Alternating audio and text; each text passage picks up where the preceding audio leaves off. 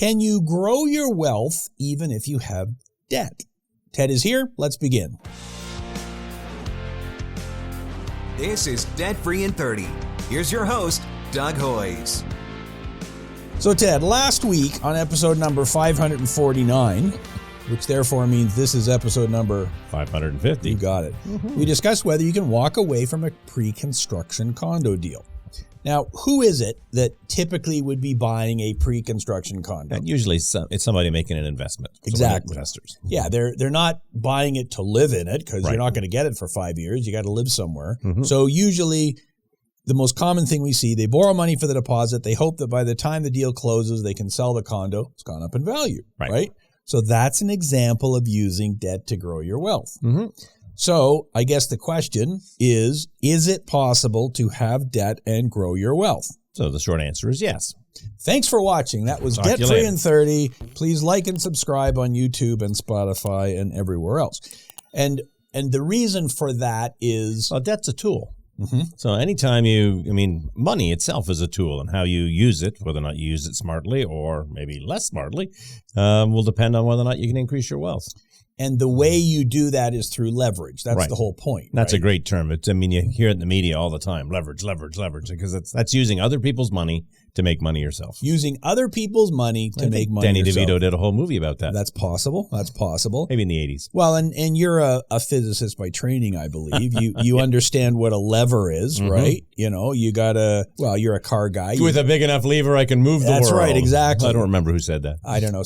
I think that was many years ago. Some physics guy. So when you're working on one of your cars and the nut is tight, well, the bigger the wrench, the better. Is that how it works? What you do is you get a hollow metal pipe, you put it on the end of the wrench, and then, boy, you got leverage. Yeah, because if you can make the wrench go from 6 inches to 2 feet, then it's going to be a lot easier. That's leverage, right? Undoubtedly, you break the nut off, and you're really screwed, but that's probably the second half of this conversation. Probably smash your fingers and all sorts of... That's a given. So that's the physics end. In the finance end, in your condo example, well, I borrow $100,000 for the down payment or the security deposit, whatever it is, and I now control $1 million condo. Right, and traditionally or historically, 5 years later when it's built, the condo's now worth 1.3. You've been paying interest for a couple of years on the $100,000, but you're really ahead of the game. Yeah, because I invested $1 million and I end up with a $300,000 profit. That's 3 times my money. And you're right, we ignored the interest and a few other little complications. Well, and you never actually had to pay the $1 million. Yeah, because you either did an assignment sale or you got a mortgage for the other $900,000, paid it off, whatever. Now, that's in an idyllic world. Right. But as we talked about last week, and we're not going to redo the whole show because people can There are notes we can go back to it. That's right. They can go back and listen to it. But the problem, of course, with leverage is that it works both ways. Exactly. You can win or you can lose huge. Right. So the trick is to know the future, have a crystal ball, do the math. I guess, okay, you can't know the future, but at least you can mitigate some of the risk by doing the math and only invest in things that have the potential to go up in value. Sure. Unless you have a time machine, it's always a guess. Which has not been invented yet that we know of. I can do more movie references, but people probably don't want to hear those. They're going, Gone with the Wind. I've never heard of that movie. I was thinking Hot Tub Time Machine, but anyway. There you go. So, real estate leverage was great for 10 or 15 years until it wasn't. And most recently, it's been wasn't. Right, exactly. And is that a proper way to say that? That is. That's, I think, exactly correct. The other obvious example of that would be the stock market. Right. You can buy stocks on margin, which is just on leverage. So give it, what's buying on margin? Well, so the stock market will allow you to make a larger purchase than you're actually funding by, so there's a minimum requirement. Think of it like a deposit. Right. So, and I guess it's your broker more than the stock market. Right, that's true. But yes, your broker has margin requirements, and he says, oh, you're buying this big fancy stock that everyone knows about. Yep. We will give you margin of 50%. So you put in $1, we'll put in $1. You can buy $2 worth of stock. We've each got half the money in there. And the math is exactly the same as with the condo example. Right. If the stock doubles, then I've actually made 4 times my money. Is that right? I put in $1, you put in $1. The stock doubles, we got $4. I only put in $1. That's 4 times my money. Great. Fantastic. The problem is if the stock goes down. Well, if the stock goes down 50%, you're wiped out. Completely. Because you put in $1, you bought the stock for $2, it goes down to no, that's not right, because you got to pay back the $1 you bought first. You're in the hole. You're in the hole. So that's the problem with leverage. It's great when it goes up and you get wiped out when you go down. Now, just in the interest of fairness here, is it not true that when you go and buy a house with a mortgage, you are using leverage? Yeah, it is. I mean, the concept is exactly the same. The difference really is the nature of the asset that you're using the leverage to buy. Over time, historically, real estate's more likely to go up than, say, the stock market. Okay, but the minimum down payment you can have traditionally is 5%. Right. Which means if you buy a house and the house goes down by 5%, you're wiped out. Correct. But it's worse than that because the costs were probably 5% for real estate commissions and there's legal all sorts fees of other things that you're going to get nailed for. So it's very possible you buy a house with 5% down, the house stays the same in value. Right. You go to sell it and you still are wiped out. Correct. So we have this weird thing in our brains that, oh, well, a house, that's safe. Well, and again, and everybody thinks that, well, how can I go wrong on a house, right? It's not like the stock market. It's a house. I've got this thing. It's there. I can see it. I can live in it. Even though a stock is a part of a company, which is actually a real thing too in many cases. So yeah, we don't think of. So I put 5% down. That's 20 times leverage. Is that what that is? Yep. Like you can't do 20 times leverage on a stock. Right. But on a house, yeah, no problem. But yeah, and for most people, you're holding that asset for a very long period of time. Right. And so in my silly example, it's, well, I bought the house and a year later I sold it. Well, yeah, you're going to lose a bunch of money in that example where the house price doesn't change or goes down a little bit. But you're right. If you're holding it for 20 years, well, I don't believe there's been a 20-year period in Canadian history where house prices have gone down. We'd have to look, but we'd have to look. So. Leave a question, put it in the comments if I'm wrong. There definitely has been a 20-year period on the stock market. Yep. Because if you bought at the peak in 1929, you weren't actually alive then. I think you weren't born until 1932. But you buy the stock in 1929, the market did not get back to the same level till 1954. So that it is possible. So, okay, today's topic is move along. Can you have debt and still grow wealth? Right. And the topic is not, can you use leverage to increase your wealth? Oh, that's what we just spent the last 7 minutes talking about. The answer is, of course, sure, you can. If this thing goes up, you're good. The question is, if I have unproductive debt, can I still grow my wealth? So the money gurus out there, and I don't know if we're money gurus or not. I'm not a money guru. We are not money gurus. I'm not going to wear the hat. No. They say that, well, there's good debt and there's bad debt. Yeah. I don't agree with that, but let's go with it for a minute. So give us what the gurus would say is good debt and what is bad debt. So the easiest example of good debt would be a mortgage on your house. You got to live someplace. You're building equity. It's debt, but it's good debt because long-term you should come out ahead. That's the logic. What about a student loan? Yeah, because of the preferential terms on student loans, as long as you don't have an overwhelming student loan and you get decent employment when you graduate, you could argue that it's good debt. Now, could you not make that same argument for every kind of debt, that if you can afford the payments, then it's much more likely to be in the good category than the bad category? Well, I mean, it's one of the definitions that makes it good versus bad is what's your net gain at the end of the day. So if you're carrying a bunch of credit cards and you can afford to carry, you can make the monthly payments. All right, so I don't see how you could argue that that's good debt. Well, I guess maybe it's improving the quality of your life, but it's certainly, you're spending money on interest that you could be spending on yourself. Yeah, so back to the student loan example, if I go to school and get my degree and can't find a job in that area, and as a result, I'm working at the same job I would have had if I didn't have a degree. Then it's bad debt. That sounds like bad debt to me. You go to the Rocco Clubbo School of Typewriter Repair. That's another movie reference. We're going to have fun today. There you go. And you can't get a job doing, I mean, it's they had a real problem with student loans about 10 years ago with all sorts of, what do you want to call them? Professional schools, trade schools that weren't really trade schools where you could go, you get OSAP loan for $10,000. They give you a certificate for a job that doesn't really exist. Right. And so in that case, clearly bad. Bad debt. Maybe you've already got your bachelor's, but you go back to get your master's, and I spend a lot of money, and okay, well, that didn't really affect my life in any way. You find out you needed to get a doctorate. That's right. Which, okay, so in that case, student loans They could be good debt or they could be, I mean, the obvious example of where it would be good debt is if you need a university degree for the profession you want to go into. Right. We are both chartered accountants, CPAs, licensed insolvency trustees. University degrees are a requirement. Yeah. You want to be a doctor, I think you have to go to school for that, is how it works. So in that case, okay, I can sort of see it. Now, what about a car loan? So you can make the same argument with a car. If you're using it to generate income directly, so then, of course, I guess debt is good as long as you're earning a profit. So you're recovering the cost of it. If you need a car to get to your employment, you might be able to argue that a car loan is good as well.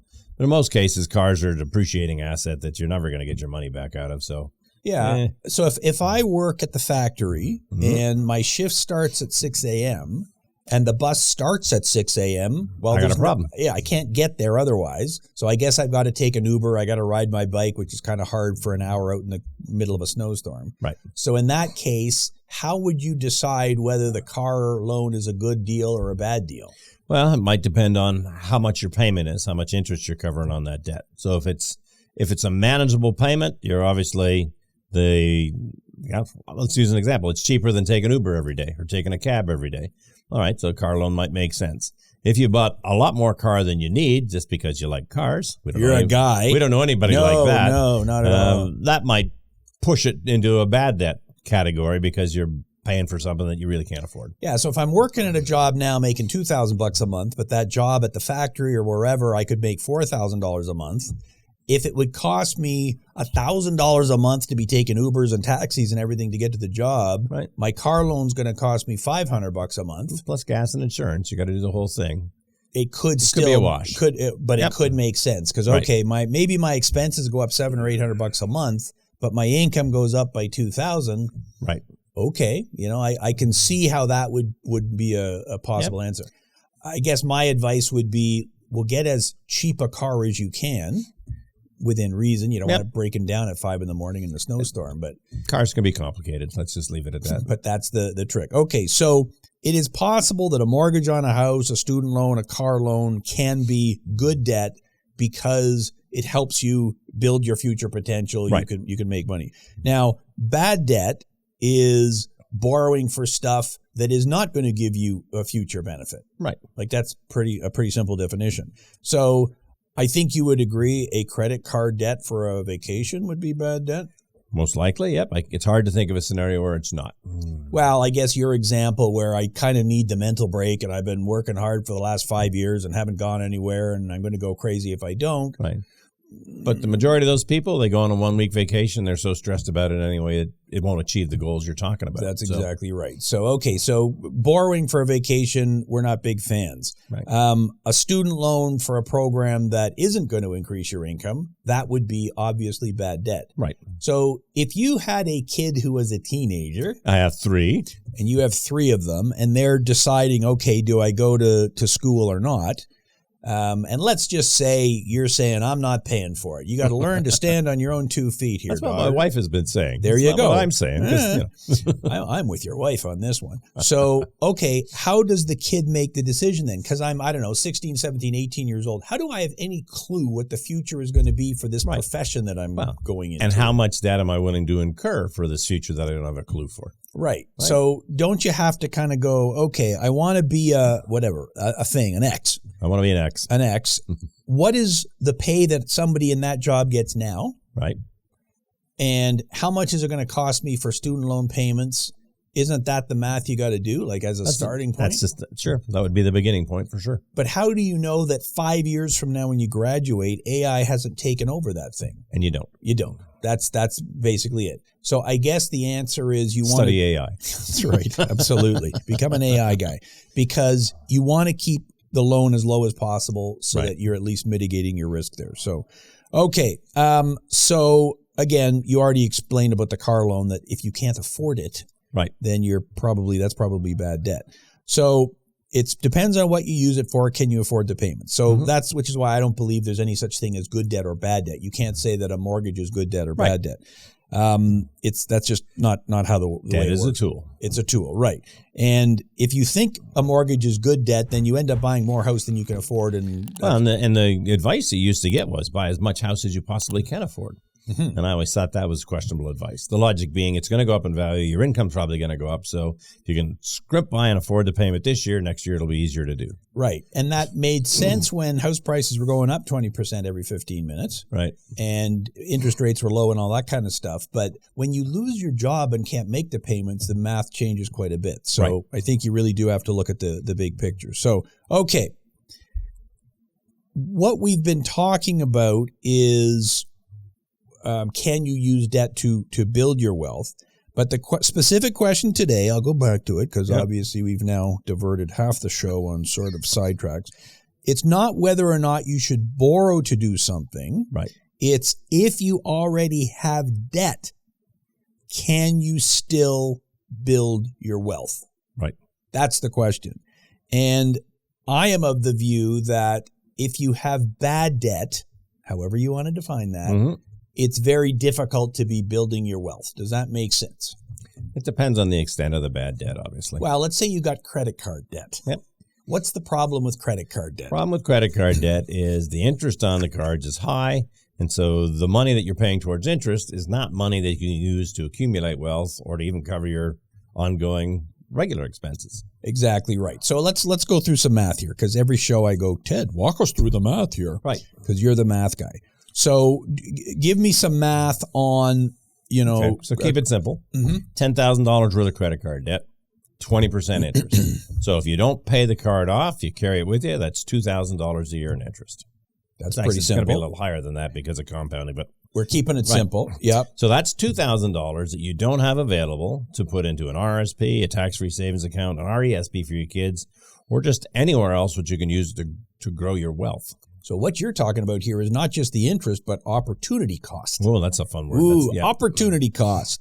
And that's the kicker here. So what's the difference between spending $2,000 a year on interest and taking that same $2,000 and investing it every year? So interest is the cost that anyone pays to use somebody else's money. So that's a rental fee for money. So if I am paying interest on my credit cards, so I'm out of pocket. If I'm earning interest on my investments, the money's coming to me. So one, the money's going out. The other, the money's coming in. So it's not complicated. A rental fee for money. I like that. So obviously, if you pay $2,000 a year in interest, after 1 year or 20 years, doesn't matter, you got nothing. Right. You spent it. So, okay, what if I take $2,000 a year for 10 years and I put it into my TFSA? Okay. And I'm earning 6% a year. You bet to pick a nice round number. Well, you can pick whatever number you want. Right. I'm earning some kind of interest. Yep. But just to give a sense of the scope here, $2,000 a year, I put in my TFSA every year for 10 years. I earn 6% a year on it. At the end of 20 years, I've got... You think your math is right? Well, let's rough it in our heads here. So $2,000 a year for 10 years, that's $20,000. Right, plus the interest. Plus the interest. And so 6% on the first $2,000 is $120, which I'm going to earn on that $2,000 every year for 20 years. Mm-hmm. So 20 times 120, mm-hmm. that's more than $2,000. Yep. And I'm doing that 10 times. So it's going to come to a big number. Okay. The math I've done is at the end of 20 years, you got $78,000. Right. You've actually put in 2,000 times 10. You put in 20, and you've more than. Well, and so if you carried the other side of this, you carried the credit card balance of $10,000 for those 20 years, you will have paid out. Yeah, except you're not getting $40,000. You're not getting a credit card at 6% interest. No, that's true. So that's a massive swing. Yep. You're right. That's 78 plus, 40 minus. 40 negative. So now, okay, we're making up examples. I get it. And I understand. We're ignoring taxes, so it could be less, could be more. Right.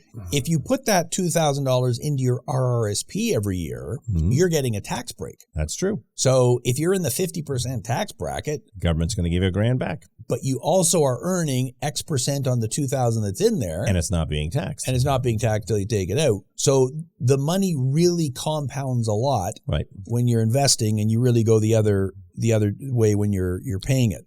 So the answer is, I think, it's very difficult to pay interest and build wealth. Right.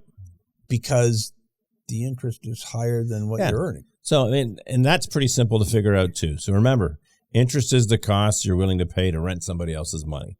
So if you're renting the bank's money, for lack of a better way to describe it, you're pretty risky, right? Because you're an individual, you haven't got a lot of net worth. That's why you're borrowing from the bank. So they're going to charge you a high rate. You're lending money to somebody. Usually you lend it to the bank as the easiest example, because then they can lend it to somebody else. Well, the bank doesn't really need your money, so they're not going to pay you very much for it. It's exactly the same in real estate. If you want to rent that apartment, they're going to charge you, $2,000 or $3,000 a month or whatever. Right. But if you own the apartment and you're living in it, you're the one paying all of the expenses. You're paying the mortgage, which is why most rental condos these days, if the landlord has a significant mortgage, are losing money. Correct. It's exactly what you're saying. There's an arbitrage there. So the problem with borrowing money is you got to pay interest. Right. It's as simple as that. And so the only way you can possibly benefit is if the return is greater than what you're paying on the interest. Right. And as you just said with your example, it's not so easy. Well, yeah. I mean, the cards are certainly stacked against you. The people at the bank are presumably professionals about this. They got a longer-term forecast. They're smart. They know that they got to charge you more than they're going to pay you. Because it's actually, when you lend money to the bank and are earning interest, they then lend your money to somebody else and earn interest. So they got to earn more than they're paying you, or the bank goes under. Exactly. There has to be a spread. Just like with real estate, the landlord has to earn more over the long term than he pays. Okay, so here is the final decent question for you today then. If you have debt, should you also be investing? Right. Well, so the math for this is pretty straightforward. If it's costing you more for the interest on the debt than you can earn interest on the investments, pay off the debt first. It's a higher rate of return. I agree. To me, that is a no-brainer because your credit card, you're paying 20%. The bank is willing to pay you 2 or 3 or 4%. If you're lucky. If you're lucky. Now, I know you're going to put it in the stock market, and the stock market was going up 20% for the last 20 years. Okay. I guess if you can do that, then you're a better investor than Warren Buffett. Good for you. Now, the other place that you can get a huge amount of leverage, of course, is crypto. What are your thoughts on crypto? I'm not a fan of crypto. I know you're not a big fan. It's a giant Ponzi scheme. And so that could be actually come back in 10 years. We'll find out. You can go on an exchange and they will give you 20 times leverage. Right. Like you can put in $5 and buy $100 worth of stuff. That to me sounds like a recipe for disaster if I had to guess. So, okay. Mathematically, you said it quite clearly does not make sense to be, borrowing at a high rate to invest. In other words, if you already have debt, pay down the debt. That's a guaranteed 100% no risk return. Now, you said mathematically, but let me give you some other scenarios here. The financial gurus, they all say you need to develop a savings habit. Are these people that make money off investments? No, they're or people giving investment advice. Right. They have courses. They have courses. But it's all, if you don't make any investments, they don't make any money. Right. Or if you don't buy their course or their book or whatever. So have I plugged my book yet? Straight Talk on Your Money. It's still available on Kindle. So what they say is even if you have debt, you should get into the habit of saving. So that you should save at least a small amount of money each month. Maybe it's in an emergency fund or something, because that way your brain gets used to setting aside money. Right. So we both agree mathematically that doesn't make sense. If you've got a credit card at 20% interest, you take the money, save the 20%, don't put it in a TFSA at 2%. But is there a psychological reason why saving money, even if it's just a token amount every month, actually makes sense? I'm not a psychiatrist or a psychologist. I don't know. I guess I would argue that, they're saying set aside $50 a month just so you're saving something. But you put the $50 on your debt, you're further ahead. And that's always been my opinion, too. And once the debt is paid off, you've already got the habit of making those payments towards the debt. So just pay that into your savings. Yep. Yeah, and I guess if it's a small amount, $25 a month or something, okay, I guess it's not going to save you that much interest. And that way, at least when you need to buy a new pair of boots, you got a couple $100 saved up. You don't have to use your credit card, whatever. But right. I agree with you. I am a bigger fan of whacking down the debt. So, okay, practical advice time. Here is a scenario that I see all the time, and I'm sure you see it all the time too. Yep. The numbers may not be exactly this, but here's the scenario.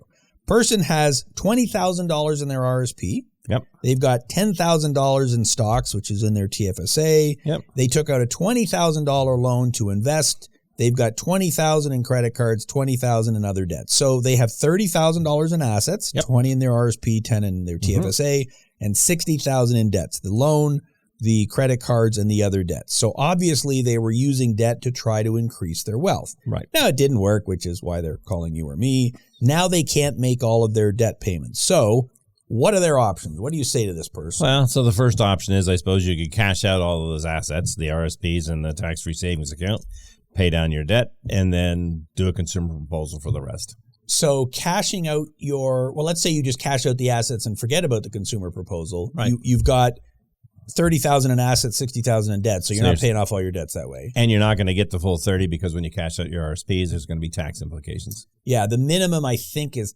10%. If you take it out in $5,000 increments. But if you took the whole $30,000 out at the top all at once, they'll hit you 30%. Well, and even if you took it out sporadically, if you're already in the 50% tax bracket, you're paying 50% tax. There's going to be a consequence. Yep. So so you could do that, or talk about the consumer proposal option then. So a guy comes into you with this exact scenario. Right. What's going to happen to the RSP and the TFSA in the consumer proposal? Well, nothing has to happen to them at all. The way a proposal works is you're telling your creditors what your net worth is. So what do you own? What assets do you have? What are your debts? And this is your suggested plan to settle on those debts. Now, if you've got $30,000 in assets, your creditors aren't going to let you get away with paying them any less than $30,000 because they could just take your stuff and be done. But the proposal doesn't automatically give them the TFSA or the RSP. But if you went bankrupt, what happens to the RSP? Well, it depends on how long that money's been on deposit. So there's a protection in the law that any money in RSPs that's been there for more than 12 months is actually secured. It's safe. You can't get at it. So if this $20,000 in my RSP has been there for 10 years, then if I go bankrupt, I lose the $10,000 in my TFSA, but that's it. So if I'm doing a consumer proposal, I would have to offer at least $10,000. That's right. But I would not necessarily have to offer 30. That's right. Simple as that. Each situation is somewhat unique. We've got to look at all the nuts and bolts to give you the proper advice.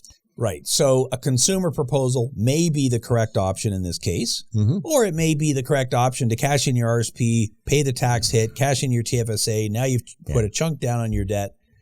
I'm guessing that's never going to be the right option. Well, it depends on what your income is, I guess. Yeah. If you've got a high-paying job. Now, of course, if you got a high-paying job, you wouldn't have all this debt. Exactly. Right. So you're probably in a situation where you don't have much other choices. So, okay, so to summarize, there are some tax issues you got to think about before figuring out what the correct answer is. In this scenario. In this particular scenario.